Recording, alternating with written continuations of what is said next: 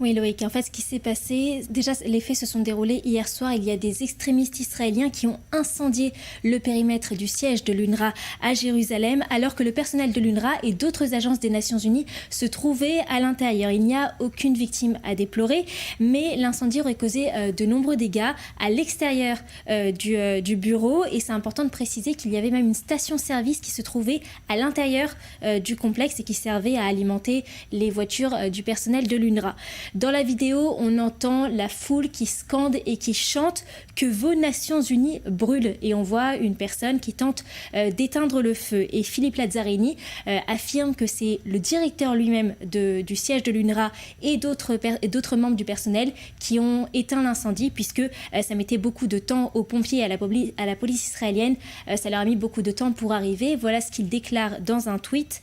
Une fois de plus, la vie du personnel de l'ONU était gravement menacée. À la lumière de ce deuxième incident effroyable en moins d'une semaine, j'ai pris la décision de fermer notre complexe jusqu'à ce que la sécurité soit rétablie. Alors on parle de deuxième incident parce qu'il y a eu une manifestation violente qui s'est déroulée mardi et il y a des manifestants qui ont lancé des pierres sur le personnel de l'ONU et sur le bâtiment et ça se serait déroulé d'ailleurs sous les yeux de la police israélienne. Et Philippe Lazzarini continue dans son tweet: j'appelle tous ceux qui ont de l'influence à mettre un terme à ces attaques et à demander des comptes à tous les responsables.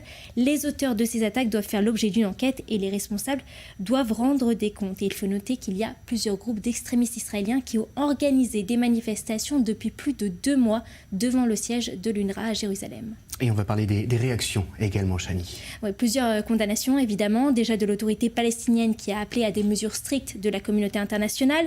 Ensuite, l'Arabie Saoudite qui déplore que l'incident se soit déroulé sous les yeux de la police israélienne. Il y a également le Qatar qui a condamné et qui affirme que le ciblage systématique de l'UNRWA, je cite les propos, vise en fin de compte à la liquider et à priver des millions de Palestiniens dans la bande de Gaza, en Cisjordanie, en Jordanie, en Syrie et au Liban de ces services nécessaires. Et enfin, condamnation de la Jordanie, puisque le ministère des Affaires étrangères a appelé la communauté internationale à prendre des mesures pour forcer Israël, je cite ses propos, à assumer ses responsabilités en tant que puissance occupante à Jérusalem et à mettre fin à ces violations du droit humanitaire.